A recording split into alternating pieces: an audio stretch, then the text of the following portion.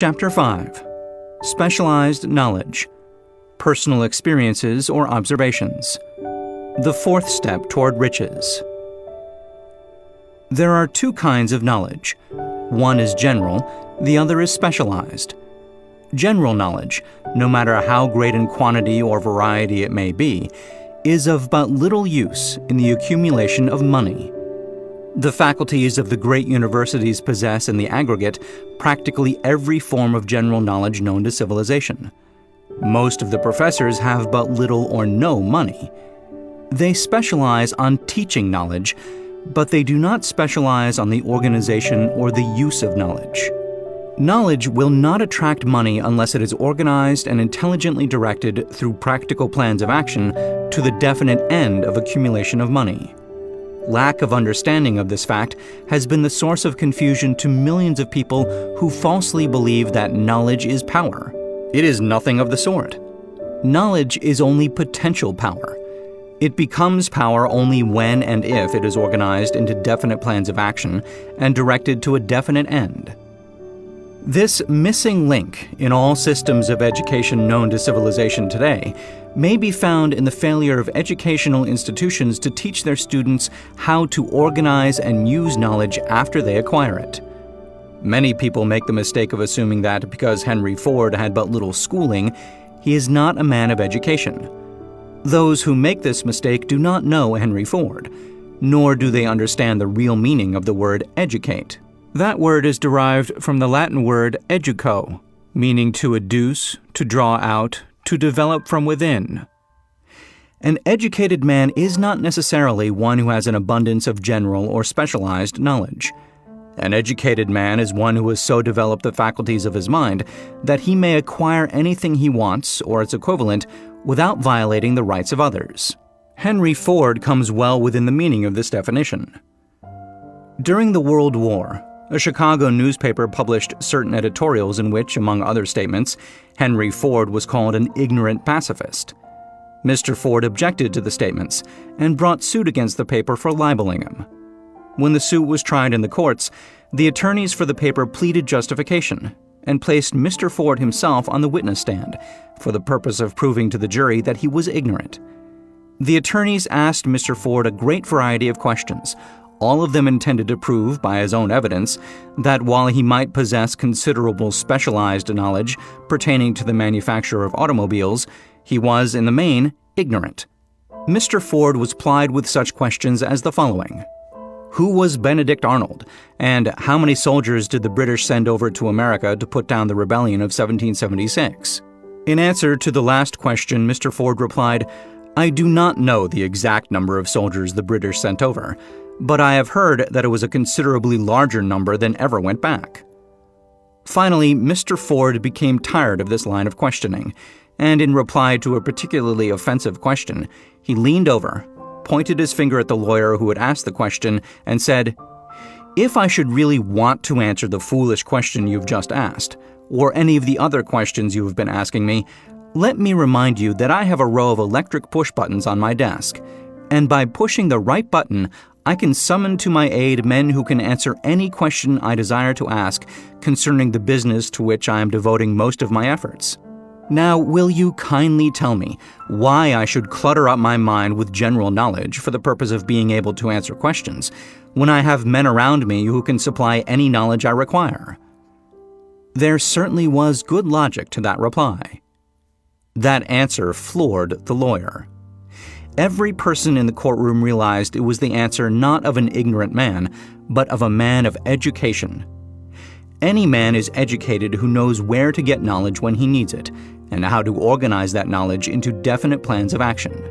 Through the assistance of his mastermind group, Henry Ford had at his command all the specialized knowledge he needed to enable him to become one of the wealthiest men in America.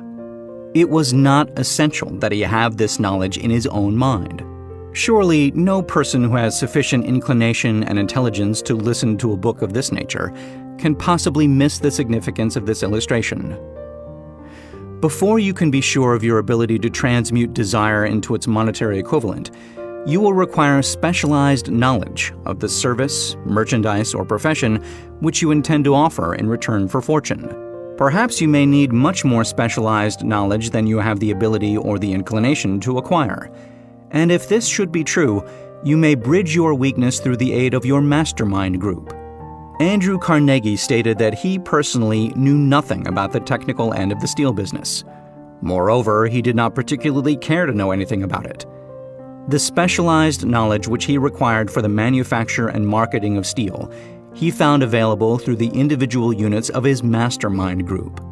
The accumulation of great fortunes calls for power, and power is acquired through highly organized and intelligently directed specialized knowledge. But that knowledge does not necessarily have to be in the possession of the man who accumulates the fortune. The preceding paragraph should give hope and encouragement to the man with ambition to accumulate a fortune, who has not possessed himself of the necessary education to supply such specialized knowledge as he may require. Men sometimes go through life suffering from inferiority complexes because they are not men of education. The man who can organize and direct a mastermind group of men who possess knowledge useful in the accumulation of money is just as much a man of education as any man in the group.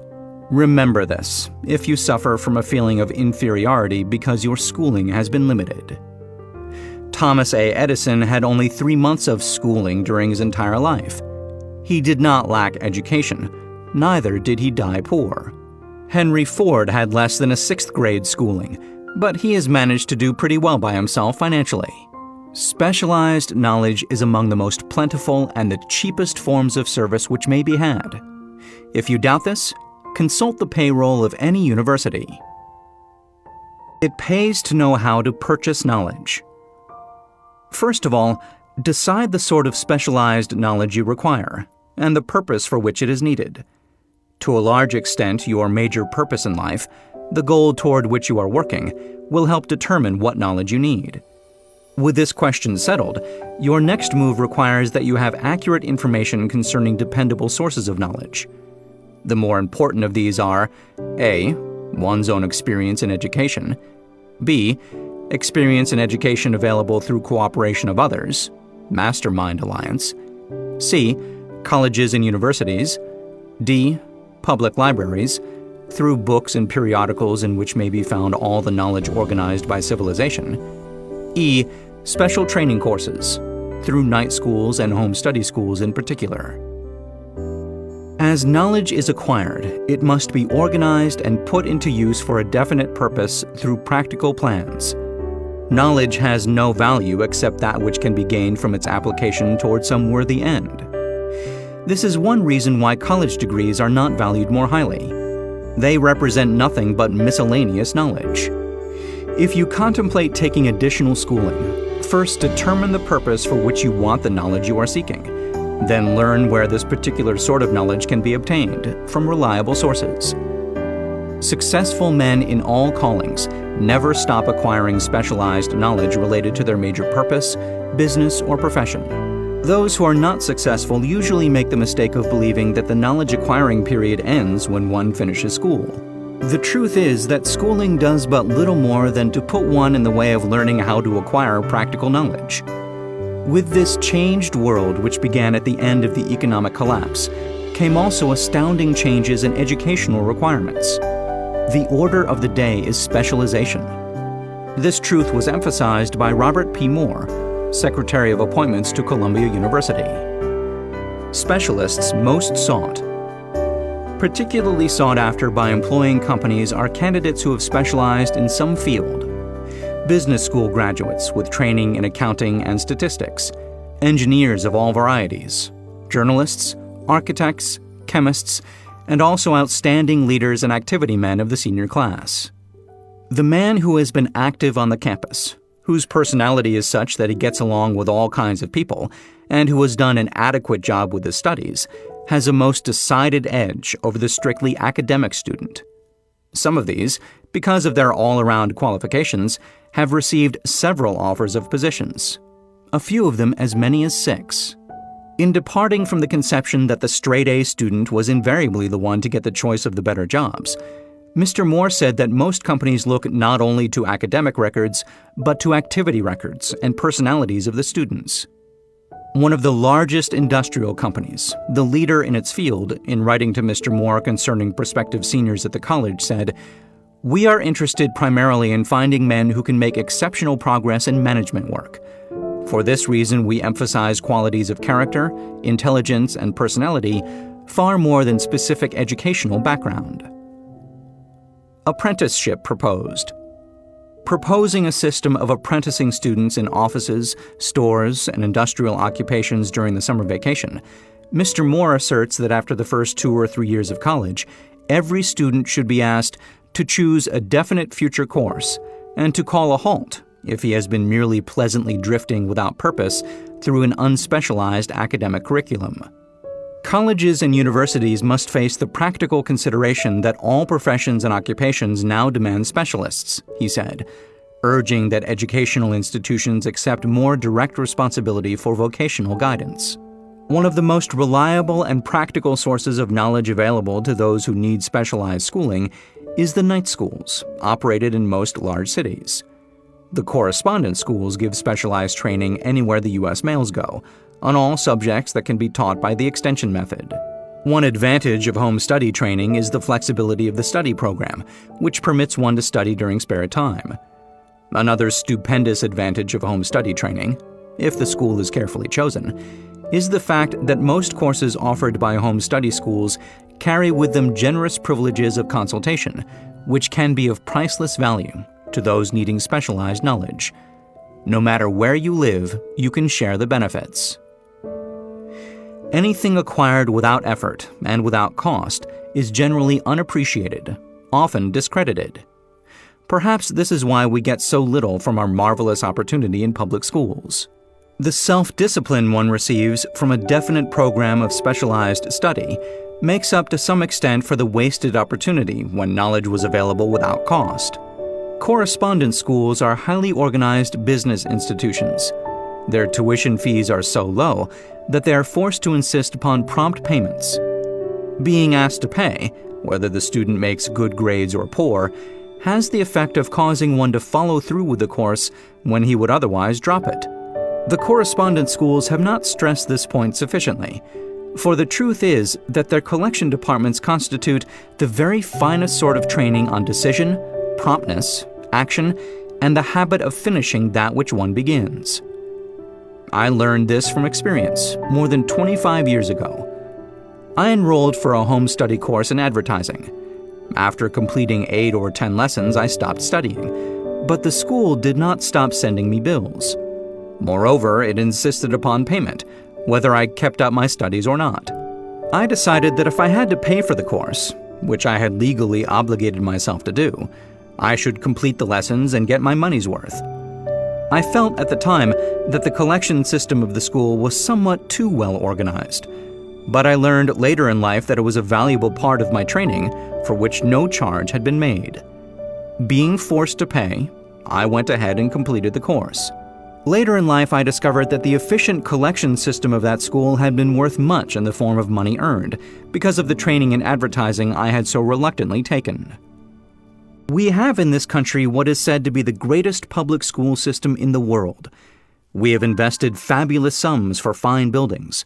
We have provided convenient transportation for children living in the rural districts, so they may attend the best schools. But there is one astounding weakness to this marvelous system. It is free. One of the strange things about human beings is that they value only that which has a price. The free schools of America and the free public libraries do not impress people because they are free. This is the major reason why so many people find it necessary to acquire additional training after they quit school and go to work. It is also one of the major reasons why employers give greater consideration to employees who take home study courses. They have learned from experience that any person who has the ambition to give up a part of his spare time to studying at home has in him those qualities which make for leadership. This recognition is not a charitable gesture. It is sound business judgment upon the part of the employers. There is one weakness in people for which there is no remedy. It is the universal weakness of lack of ambition. Persons, especially salaried people who schedule their spare time to provide for home study, seldom remain at the bottom very long. Their action opens the way for the upward climb, removes many obstacles from their path, and gains the friendly interest of those who have the power to put them in the way of opportunity. The home study method of training is especially suited to the needs of employed people who find, after leaving school, that they must acquire additional specialized knowledge, but cannot spare the time to go back to school. The changed economic conditions prevailing since the Depression have made it necessary for thousands of people to find additional or new sources of income. For the majority of these, the solution to their problem may be found only by acquiring specialized knowledge. Many will be forced to change their occupations entirely. When a merchant finds that a certain line of merchandise is not selling, he usually supplants it with another that is in demand. The person whose business is that of marketing personal services must also be an efficient merchant. If his services do not bring adequate returns in one occupation, he must change to another, where broader opportunities are available. Stuart Austin Weir prepared himself as a construction engineer and followed this line of work until the Depression limited his market to where it did not give him the income he required.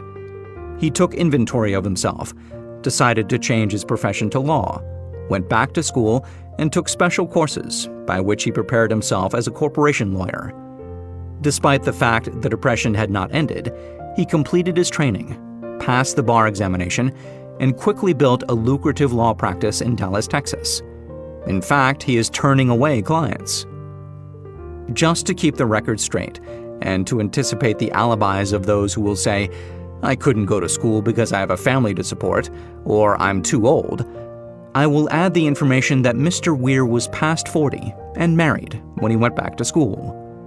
Moreover, by carefully selecting highly specialized courses in colleges best prepared to teach the subjects chosen, Mr. Weir completed in 2 years the work for which the majority of law students require 4 years. It pays to know how to purchase knowledge.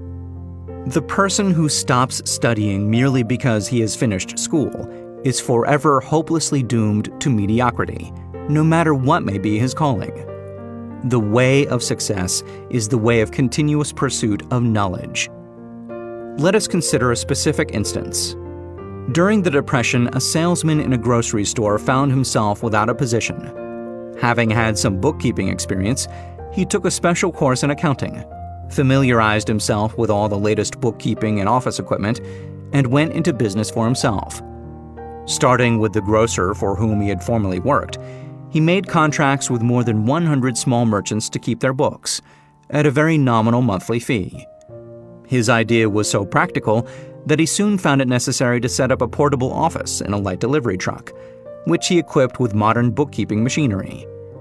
He now has a fleet of these bookkeeping offices on wheels and employs a large staff of assistants, thus providing small merchants with accounting service equal to the best that money can buy at very nominal cost. Specialized knowledge plus imagination were the ingredients that went into this unique and successful business. Last year, the owner of that business paid an income tax of almost 10 times as much as was paid by the merchant for whom he worked when the Depression forced upon him a temporary adversity which proved to be a blessing in disguise. The beginning of this successful business was an idea. Inasmuch as I had the privilege of supplying the unemployed salesman with that idea, I now assume the further privilege of suggesting another idea, which has within it the possibility of even greater income. Also the possibility of rendering useful service to thousands of people who badly need that service. The idea was suggested by the salesman who gave up selling and went into the business of keeping books on a wholesale basis. When the plan was suggested as a solution to his unemployment problem, he quickly exclaimed, "I like the idea, but I would not know how to turn it into cash." In other words, he complained he would not know how to market his bookkeeping knowledge after he acquired it. So that brought up another problem which had to be solved. With the aid of a young woman typist, clever at hand lettering and who could put the story together, a very attractive book was prepared, describing the advantages of the new system of bookkeeping. The pages were neatly typed and pasted in an ordinary scrapbook, which was used as a silent salesman with which the story of this new business was so effectively told that its owner soon had more accounts than he could handle. There are thousands of people all over the country who need the services of a merchandising specialist, capable of preparing an attractive brief for use in marketing personal services. The aggregate annual income from such a service might easily exceed that received by the largest employment agency, and the benefits of the service might be made far greater to the purchaser than any to be obtained from an employment agency. The idea here described was born of necessity, to bridge an emergency which had to be covered, but it did not stop by merely serving one person. The woman who created the idea has a keen imagination. She saw in her newly born brainchild the making of a new profession, one that is destined to render valuable service to thousands of people who need practical guidance in marketing personal services. Spurred to action by the instantaneous success of her first prepared plan to market personal services, this energetic woman turned next to the solution of a similar problem for her son who had just finished college, but had been totally unable to find a market for his services. The plan she originated for his use was the finest specimen of merchandising of personal services I have ever seen. When the plan book had been completed, it contained nearly 50 pages of beautifully typed, properly organized information, telling the story of her son's native ability, schooling, personal experiences, and a great variety of other information too extensive for description. The plan book also contained a complete description of the position her son desired, together with a marvelous word picture of the exact plan he would use in filling the position. The preparation of the plan book required several weeks' labor, during which time its creator sent her son to the public library almost daily to procure data needed in selling his services to best advantage. She sent him also to all the competitors of his prospective employer and gathered from them vital information concerning their business methods, which was of great value in the formation of the plan he intended to use in filling the position he sought. When the plan had been finished, it contained more than a half a dozen very fine suggestions for the use and benefit of the prospective employer. The suggestions were put into use by the company. One may be inclined to ask, why go to all this trouble to secure a job? The answer is straight to the point. Also, it is dramatic, because it deals with a subject which assumes the proportion of a tragedy with millions of men and women whose sole source of income is personal services. The answer is, doing a thing well never is trouble. The plan prepared by this woman for the benefit of her son helped him get the job for which he applied at the first interview, at a salary fixed by himself. Moreover, and this too is important, the position did not require the young man to start at the bottom. He began as a junior executive at an executive salary. Why go to all this trouble, do you ask? Well, for one thing, the planned presentation of this young man's application for a position clipped off no less than 10 years of time he would have required to get to where he began, had he started at the bottom and worked his way up. This idea of starting at the bottom and working one's way up may appear to be sound, but the major objection to it is this. Too many of those who begin at the bottom never manage to lift their heads high enough to be seen by opportunity, so they remain at the bottom. It should be remembered also that the outlook from the bottom is not so very bright or encouraging. It has a tendency to kill off ambition. We call it getting into a rut, which means that we accept our fate because we form the habit of daily routine, a habit that finally becomes so strong we cease to try to throw it off. And that is another reason why it pays to start 1 or 2 steps above the bottom. By so doing, one forms the habit of looking around, of observing how others get ahead, of seeing opportunity, and of embracing it without hesitation. Dan Halpin is a splendid example of what I mean.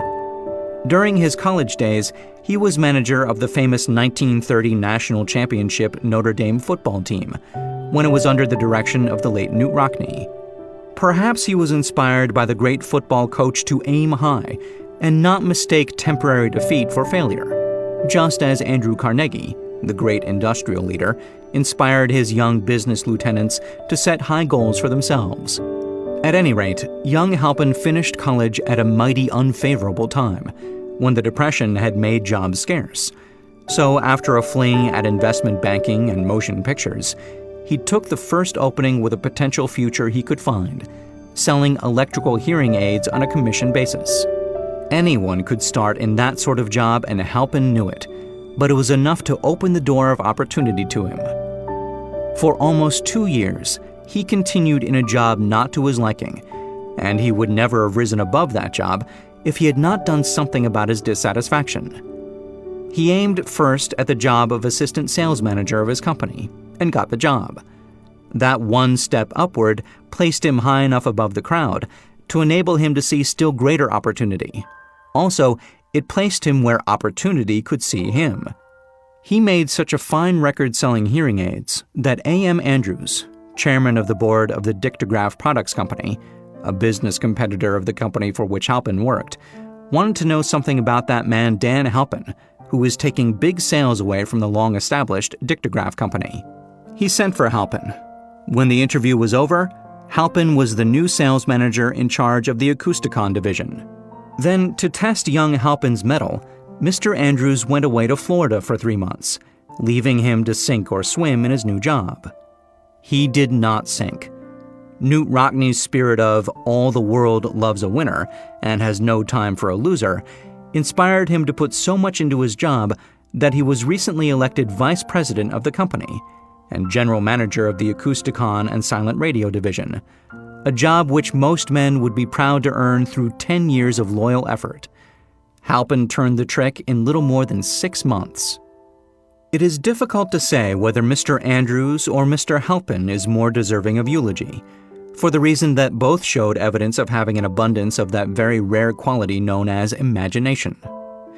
Mr. Andrews deserves credit for seeing in young Halpin a go-getter of the highest order. Halpin deserves credit for refusing to compromise with life by accepting and keeping a job he did not want. And that is one of the major points I am trying to emphasize through this entire philosophy, that we rise to high positions or remain at the bottom because of conditions we can control if we desire to control them. I am also trying to emphasize another point, namely that both success and failure are largely the results of habit. I have not the slightest doubt that Dan Halpin's close association with the greatest football coach America ever knew planted in his mind the same brand of desire to excel which made the Notre Dame football team world famous. Truly, there is something to the idea that hero worship is helpful, provided one worships a winner. Halpin tells me that Rockne was one of the world's greatest leaders of men in all history. My belief in the theory that business associations are vital factors, both in failure and in success, was recently demonstrated when my son Blair was negotiating with Dan Halpin for a position. Mr. Halpin offered him a beginning salary of about 1/2 what he could have gotten from a rival company. I brought parental pressure to bear and induced him to accept the place with Mr. Halpin because I believe that close association with one who refuses to compromise with circumstances he does not like is an asset that can never be measured in terms of money. The bottom is a monotonous, dreary, unprofitable place for any person. That is why I have taken the time to describe how lowly beginnings may be circumvented by proper planning. Also, that is why so much space has been devoted to a description of this new profession, created by a woman who was inspired to do a fine job of planning because she wanted her son to have a favorable break. With the changed conditions ushered in by the world economic collapse, came also the need for newer and better ways of marketing personal services. It is hard to determine why someone had not previously discovered this stupendous need, in view of the fact that more money changes hands in return for personal services than for any other purpose. The sum paid out monthly to people who work for wages and salaries is so huge that it runs into hundreds of millions, and the annual distribution amounts to billions. Perhaps some will find, in the idea here briefly described, the nucleus of the riches they desire. Ideas with much less merit have been the seedlings from which great fortunes have grown. Woolworth's 5 and 10 cent store idea, for example, had far less merit, but it piled up a fortune for its creator. Those seeing opportunity lurking in this suggestion will find valuable aid in the chapter on organized planning. Incidentally, an efficient merchandiser of personal services would find a growing demand for his services wherever there are men and women who seek better markets for their services. By applying the mastermind principle, a few people with suitable talent could form an alliance and have a paying business very quickly. One would need to be a fair writer, with a flair for advertising and selling, one handy at typing and hand lettering, and one should be a first-class business getter who would let the world know about the service. If one person possessed all these abilities, he might carry on the business alone until it outgrew him. The woman who prepared the personal service sales plan for her son now receives requests from all parts of the country for her cooperation in preparing similar plans for others who desire to market their personal services for more money. She has a staff of expert typists, artists, and writers who have the ability to dramatize the case histories so effectively that one's personal services can be marketed for much more money than the prevailing wages for similar services.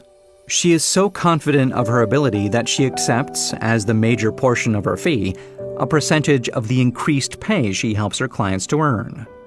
It must not be supposed that her plan merely consists of clever salesmanship, by which she helps men and women to demand and receive more money for the same services they formerly sold for less pay. She looks after the interests of the purchaser as well as the seller of personal services, and so prepares her plans that the employer receives full value for the additional money he pays.